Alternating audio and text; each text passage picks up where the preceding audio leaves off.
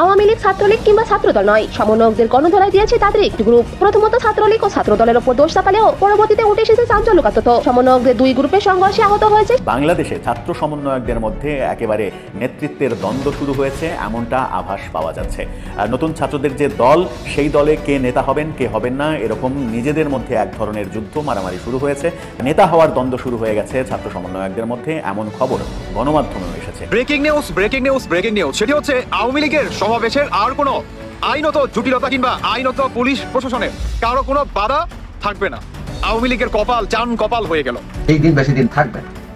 আওয়ামী লীগের সুযোগ আসছে, স্থানীয় নির্বাচন আগে হয়, তাহলে আওয়ামী লীগের লাভ বেশি। স্থানীয় নির্বাচন আগে দেয়, আওয়ামী লীগকে কেউ আটকাইতে পারে না। সাবেক প্রধানমন্ত্রী শেখ হাসিনা ভয়ঙ্কর পরিকল্পনা নিয়ে উৎপেতে রয়েছে। ডোনাল্ড ট্রাম্প নাকি আগামী 2 মাসের মধ্যে বাংলাদেশের সব অফিসে বঙ্গবন্ধুর ছবি টানাতে বলেছেন। গোড়াতে গন্ডগোল লেগে গেছে, বলছে বৈষম্যবিরোধী ছাত্রদের নতুন দল গঠনের কথা।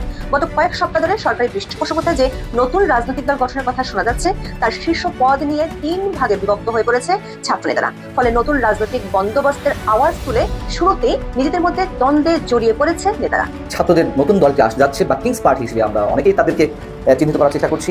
সেই কিংস পার্টি অন্দরমহলে এখন কামড়াকামড়ি শুরু হয়েছে, পদবি নিয়ে লবিং গ্রুপিং শুরু হয়েছে, নেতৃত্বের দ্বন্দ্ব টাকা ধারণ করেছে এবং ছাত্র সমন্বয়ের অন্যতম সার্জিস আলমকে রাখা হবে কিনা সেটা নিয়েও এখন নতুন একটি ধোঁয়াশা তৈরি হয়েছে। খুবই খুবই খুবই খারাপ সংবাদ হচ্ছে আওয়ামী লীগের অনুসারী যারা আছেন তাদের জন্য, খোদ শেখ হাসিনার জন্য, ইভেন ভারতে যারা এই মুহূর্তে পলাতক আছেন আওয়ামী লীগের অনেক নেতাকর্মী তাদের জন্য। ভারতের উত্তর পূর্বাঞ্চলের নাগরিকদের মধ্যে যারা আছেন তারা 55% জনগণ শেখ হাসিনাকে বাংলাদেশে ফেরত পাঠানোর পক্ষেই। আসসালামু আলাইকুম দর্শক শ্রোতা, আশা করি সবাই ভালো আছেন। নতুন একটি ভিডিওতে সবাইকে স্বাগত। বাংলাদেশের রাজনৈতিক প্রেক্ষাপট নিয়ে ভিডিওর শুরুতেই কিছু ভিডিওর অংশবিশেষ আপনারা দেখেছেন। মূলত আজকের এই ভিডিওটিতে সেই সকল ভিডিওর বিস্তারিত আলোচনা দেখতে পারবেন। ভিডিওর শুরুতেই যে সকল ভিডিও দেখেছেন তা থেকে আন্দাজ করতে পেরেছেন আজকের এই ভিডিওটি কতটুকু গুরুত্বপূর্ণ হতে চলেছে। অতএব চলুন না টেনে একটি লাইক দিয়ে সম্পূর্ণ ভিডিওটি দেখে আসি। আওয়ামী লীগের সমাবেশের আর কোনো আইনত জটিলতা কিংবা আইনত পুলিশ প্রশাসনের কারো কোনো বাধা থাকবে না। কিভাবে সম্ভব এটা? আমি আপনাদের বলছিলাম যে জাতিসংঘ থেকে ডক্টর ইউনূসকে বলছে যে আওয়ামী লীগ যাতে নির্বাচনে অংশগ্রহণ নিতে পারে, এবং যখন নাকি একে একে সমস্ত উপদেষ্টারা পদত্যাগ করবে, তারপরে কি আপনার জরুরি ভাবে শাহাবুদ্দিন চপ্পুর সাথে বৈঠকে বসবে আপনার বিএনপি আর হচ্ছে ডক্টর ইউনূস। এখন সেই দিনটাই ঘটতে যাচ্ছে। জাতিসংঘ থেকে স্পষ্ট বার্তা দিয়ে দিলেন ডক্টর ইউনূসকে যে আওয়ামী লীগ যদি রাস্তাঘাটে আন্দোলন কিংবা আপনার নির্বাচন প্রচারণার ক্ষেত্রে বড় কোনো সমাবেশের দরকার হয়, মানে আমাদের বাংলাদেশের রাজনৈতিক হিসাবে ক্যাটাগরি থাকে, তো সেই ক্ষেত্রে ডক্টর ইউনূসকে বললেন যে অন্য সমস্ত যে দলগুলো আছে তারা যেভাবে রাস্তাঘাটে সমাবেশ কিংবা আপনার যে ভোট কালেক্ট করবে সেভাবে যাতে আওয়ামী লীগও করতে পারে।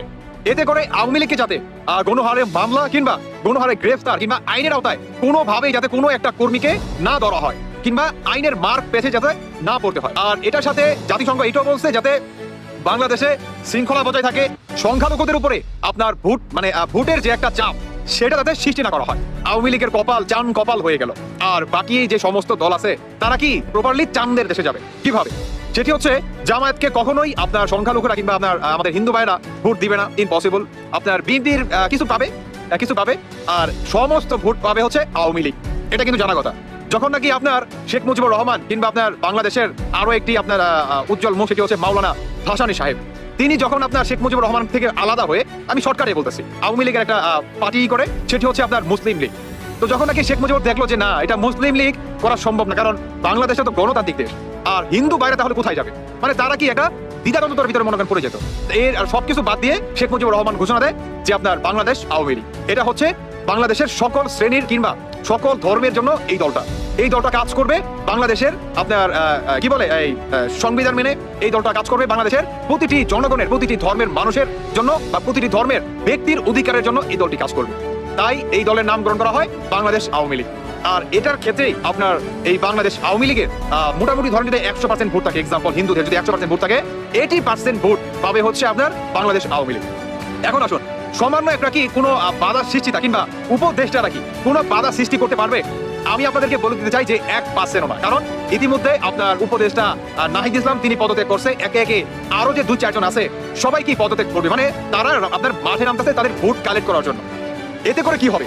সবাই কি সাধারণ জনগণ হয়ে যাবে। কারো উপরে কেউ কোনো আইনত প্রভাব কিংবা কোনো ধরনের কোনো আপনার উচ্ছৃঙ্খলা, মব জাস্টিস, গণহত্যা কিংবা আপনার সংখ্যালঘুদের উপরে কোনোভাবেই তাদেরকে জিম্মা করে যাতে ভোট কালেক্ট কি করা ইম্পসিবল হয়ে যাবে। কারণ জাতিসংঘ সরাসরিভাবে একটা বিশেষ নজর রাখবে আমাদের এই বাংলাদেশের এই নির্বাচনের ক্ষেত্রে।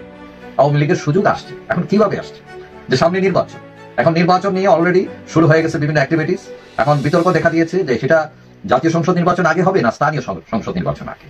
এখন বিএনপি তারা চাচ্ছে জাতীয় সংসদ নির্বাচন আগে হোক, আবার কিছু কিছু দল তারা বলছে যে স্থানীয় নির্বাচন আগে হোক।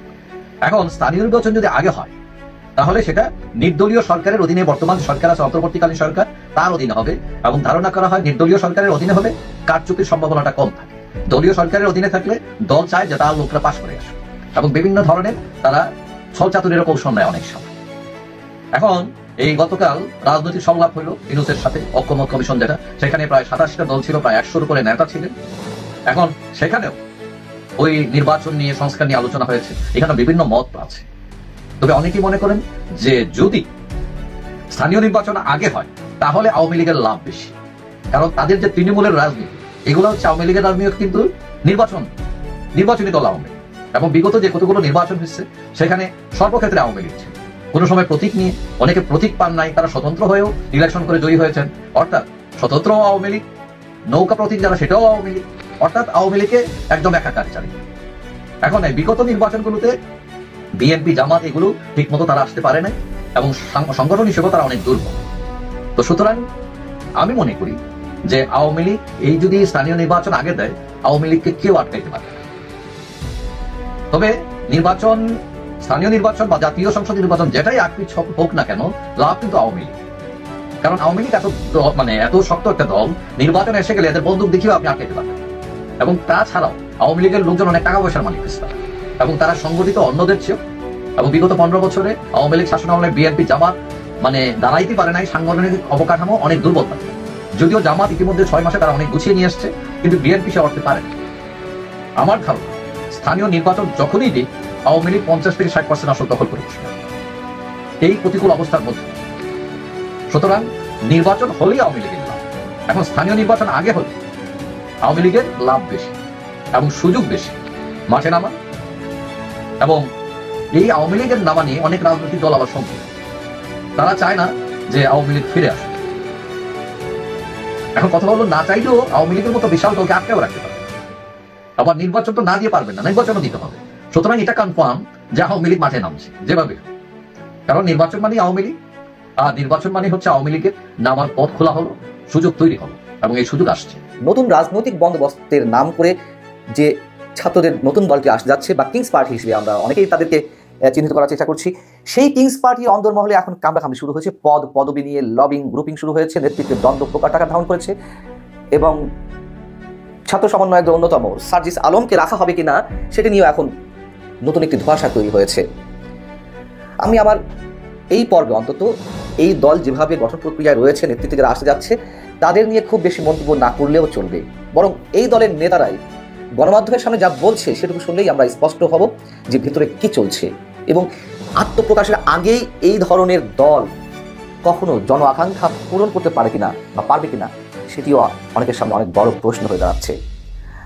24শে ফেব্রুয়ারি আত্মপ্রকাশ করতে যাচ্ছে এই কিংস পার্টি এবং শীর্ষ পদ নিয়ে জাতীয় নাগরিক কমিটি আর বৈষম্য বিরোধী ছাত্র আন্দোলনের ভেতরে ভয়ঙ্কর এক রূপ ধারণ করেছে। এটি এরই মধ্যে বিভিন্ন গণমাধ্যমে এসেছে, আপনারা হয়তো অনেকেই জেনেছেন। মূলত এই পার্টিটি প্রথমে আহ্বায়ক কমিটি হিসেবে আসবে। আহ্বায়ক হিসেবে আমরা জানি এর মধ্যে তথ্য সম্প্রচার বিষয়ক উপদেষ্টা নাহিদ ইসলামের নাম ওপেন সিক্রেট, যদিও ফরমালি এখনো ঘোষণা করা হয়নি, তিনি পদত্যাগ করবেন খুব শীঘ্রই হয়তো। কিন্তু বিপত্তিটা বেঁধেছে সদস্য সচিব পদ এবং এর সঙ্গে আরও বেশ কয়েকটি পদ নিয়ে। এখন এই সদস্য সচিব পদে কারা আসতে চান? জাতীয় নাগরিক কমিটির যিনি এই মুহূর্তে সদস্য সচিব আখতার হুসাইন, ঢাকা বিশ্ববিদ্যালয়ের ডাকসুর সমাজসেবা সম্পাদক ছিলেন, তিনি জোরালোভাবে প্রতিদ্বন্দ্বিতা করতে চাইছেন। প্রতিদ্বন্দ্বিতা যে কেউ করতে পারেন, গণতান্ত্রিক দল যদি হয়ে থাকে প্রতিদ্বন্দ্বিতা থাকবেই। কিন্তু মজার বিষয় হচ্ছে যারা এই পদের দাবিদার তারা অনেকে বলছে যে কেন প্রতিদ্বন্দ্বিতা করতে হবে, আমরাই সর্বেসর্বা, আমরাই গণভ্যুত্থানের সামনে থেকে নেতৃত্ব দিয়েছি। আবার কেউ বলছে না, নির্বাচন হোক, নির্বাচনের মাধ্যমেই গণতান্ত্রিক প্রক্রিয়ায় যারা সদস্যদের বেশি ভোট পাবে তারা আসবে, কিন্তু তারা পক্ষ মানতে চাইছে না। তো সদস্য সচিব হিসেবে আখতার হুসাইন, তিনি চরমভাবে এই পদের দাবিদার। আবার আছেন আলী আহসান জুনায়েদ, যিনি জাতীয় নাগরিক কমিটির আরেক যুগ্ম আহ্বায়ক। সাথে আছে বর্তমানে জাতীয় নাগরিক কমিটির যিনি আহ্বায়ক নাসিরউদ্দিন পাটোয়ারি, তিনি আবার পদ ছাড়তে চান না, অর্থাৎ নতুন রাজনৈতিক দলের সদস্য হিসেবে থাকতে চাইছেন। তার সঙ্গে আছেন আবার অতি পরিচিত মুখ, একসময় ছাত্রলীগ কর্মী সাজিদ আলম। তো প্রাথমিক পর্যায়ে যেটি জানা গেছে যে আক্তার হুসাইন আর আলী আহসান জুনায়েদ, এই দুজনের যদি বিকল্প কাউকে আনতে হয় সেক্ষেত্রে নাসিরউদ্দিন পাটোয়ারি বা সাজিদ আলমের থেকে হয়তো চিন্তা ভাবনা করা যাবে যদি সিলেকশন হয়।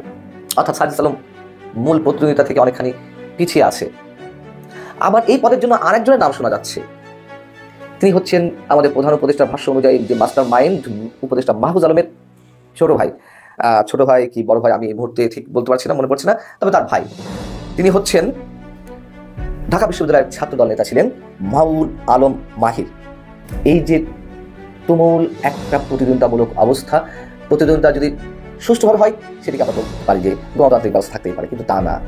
কে কাছে এগিয়ে কার কতটুকু কন্ট্রিবিউশন, সেই জায়গা থেকে তারা নিজেরাই সবকিছুর কর্তৃত্বের দাবিদার, এমন একটি ভাব প্রকাশ করা হচ্ছে অনেকের মধ্য থেকে। গণমাধ্যমের সঙ্গে জাতীয় নাগরিক কমিটি যারা কথা বলেছেন, কেউ নাম প্রকাশ করেছেন, কেউ করছেন না, কেউ আবার ফেসবুকে স্ট্যাটাস দিচ্ছেন, মানে প্রকাশ্যে এসে গেছে বিষয়টি। তো নাম প্রকাশ না করা সত্ত্বে কোনো যারা শীর্ষ পদে রয়েছেন তাদের অনেকে বলছেন, কেউ এই পদে একমাত্র নিজেই যোগ্য বলে ধরে নিচ্ছেন, যেটি ঠিক নয়। ইনক্লুসিভ পলিটিক্স করতে এসে এই পদের জন্য গো ধরে বসে থাকা কোনো সংগঠনের জন্য সুখবর নয় বা সুখকর নয়। খুবই যৌক্তিক কথা। এখন শীর্ষ 4টি পদের মধ্যে 2টি আবার এক পক্ষ দাবি করছে যে আমাদেরকে দিতে হবে, না দিলে হবে না, বুর্জোয়া রাজনীতি যদি চলে, এই নাকি নতুন রাজনৈতিক বন্দোবস্ত। যাই হোক, আরেক নেতা নাম প্রকাশ না করার সত্ত্বে বলছেন সংগঠনে আমাদের বিশাল কন্ট্রিবিউশন রয়েছে, আমাদের অনুসারী অনেক রয়েছেন, নির্বাচন দিলে আমাদের লোক এই পদের জন্য নির্বাচিত হবেন। তাও ভালো কথা, তারা নির্বাচন চাইছে। ফেসবুকে স্ট্যাটাস দিচ্ছেন অনেকে পদ পদবীর দাবিদার হয়ে বা সমর্থকদের অনেকে। তো আক্তার এবং জুনায়েদ তাদের যারা অনুসারী তারা বলছেন অনেকে যে আক্তারকেই তারা নেতা মানেন, আর কাউকে নয়। আক্তারকে মাইনাস করতে চাই কে, মোটামুটি একটা হুমকি দেওয়ার চেষ্টা করা হচ্ছে যে কে আক্তারকে মাইনাস করতে চাই। আবার আর এক পরিচিত মুখ, বৈষম্যবিরোধী ছাত্র আন্দোলনের মুখ্য সংগঠক আব্দুল হান্নান মাসুদ, তিনি সরাসরি লিখেছেন আক্তারের পক্ষে যে ফ্যাসিবাদ বিরোধী রাজনীতিতে আসা আক্তার হোসেনের হাত ধরেই, আমি আক্তার হোসেনের হাত ধরেই এসেছি। এই দেশের প্রতি, দেশের মানুষের প্রতি ওনার ভালোবাসা সবসময় আমাদের মুগ্ধ করেছে। ঢাকা বিশ্ববিদ্যালয় ক্যাম্পাসে একক নেতৃত্বে ছাত্রলীগ নামক সন্ত্রাসীদের বিরুদ্ধে সবসময় রুখে দাঁড়িয়েছেন আক্তার। বারবার হামলার সম্মুখীন হয়েছেন, আহত হয়েছেন, কারারুদ্ধ হয়েছেন, কিন্তু সঙ্গীদের এক মুহূর্তের জন্য ছেড়ে যাননি। কোনো যদি কিন্তু এই সব শব্দ ছাড়া সচেতন নাগরিক হিসেবে আক্তার হোসেনের পাশে আছি। বোঝা যাচ্ছে বিষয়টি। নতুন রাজনৈতিক ধারা তারা চালু করতে চায়, এটি তার নমুনা। আবার বৈষম্যবিরোধী ছাত্র আন্দোলনের সমন্বয়ক, অন্যতম সমন্বয়ক ফারজানা আফিফা অদিতি, তিনি লিখছেন তার ফেসবুক স্ট্যাটাসে, নতুন রাজনৈতিক বন্দোবস্তের মধ্যে সংগঠনগুলোর প্রধান পদগুলোতে কাদের দায়িত্ব দেওয়া হবে তা অবশ্যই সংগঠনের সকলের মতামতের ভিত্তিতে নির্ধারণ করতে হবে। অন্তত প্রথম 10 জনের সিদ্ধান্ত মানুষের উপর ছেড়ে দিতে হবে। অর্থাৎ প্রথম যে 10টি পদ, সেই পদবিগুলো নির্বাচনের মাধ্যমে হোক, তিনি সেটা চাইছেন সংখ্যাগরিষ্ঠতার ভিত্তিতে। আগের মধ্যে যদি এই একজন দুইজন সব সিদ্ধান্ত নেয়, তাহলে সেই নতুন রাজনৈতিক বন্দোবস্তের সঙ্গে আমরা যাত্রা দীর্ঘায়িত করবো না। অর্থাৎ অনেকে এরই মধ্যে দল ছাড়ার হুঁশিয়ারি দিয়ে দিয়েছে, বা যে নাগরিক কমিটি বা বৈষম্যবিরোধী ছাত্র আন্দোলন এইসব সংগঠন থেকে পদত্যাগের স্পষ্ট হুমকি দিচ্ছে, তা জানিয়ে দিচ্ছে। অর্থাৎ ভয়ঙ্কর আকারে যে অন্তর্দ্বন্দ্ব শুরু হয়েছে, এটি কোনো ভালো ইঙ্গিত নয়। খুবই খারাপ সংবাদ হচ্ছে আওয়ামী লীগের অনুসারী যারা আছেন তাদের জন্য, খোদ শেখ হাসিনার জন্য, ইভেন ভারতে যারা এই মুহূর্তে পলাতক আছেন আওয়ামী লীগের অনেক নেতাকর্মী তাদের জন্য। কারণ ইন্ডিয়া টুডে, আপনারা জানেন যে ভারতের খুবই শক্তিশালী একটা গণমাধ্যম, তারা একটা জরিপ চালাচ্ছে। জরিপটা কি? ভারতের প্রভাবশালী সংবাদ মাধ্যম ইন্ডিয়া টুডে, তাদের জরিপটার নাম হচ্ছে India today mood of the north east. এই শীর্ষক জরিপ, এটা হচ্ছে কি, জরিপে জানতে যাওয়া হয়েছে বাংলাদেশের সাবেক প্রধানমন্ত্রী শেখ হাসিনাকে ভারত সরকারের আশ্রয় দেওয়া প্রসঙ্গে আপনার মতামত কি। আর বিষয়টা খেয়াল করছেন যে আমরা জানি ভারত ফেরত দেবে না, বাট এখন জনগণের কাছে তারা জানতে চাচ্ছে যে আপনার মতামত কি। আমি আশা করি সম্পূর্ণ ভিডিওটি দেখেছেন এবং বাংলাদেশের এই রাজনৈতিক প্রেক্ষাপট নিয়ে আপনার কি মতামত অবশ্যই কমেন্ট বক্সে জানিয়ে যাবেন। ভিডিওটি ভালো লেগে থাকলে শেয়ার করতে ভুলবেন না। আমাদের এই চ্যানেলে নতুন হয়ে থাকলে চ্যানেলটি সাবস্ক্রাইব করে চ্যানেলের পাশে থাকবেন। আর যারা ইতিমধ্যে চ্যানেলটি সাবস্ক্রাইব করেছেন তাদেরকে অসংখ্য ধন্যবাদ। দেখা হবে নতুন কোনো ভিডিও নিয়ে, ততক্ষণ সবাই সুস্থ থাকবেন। আল্লাহ হাফেজ।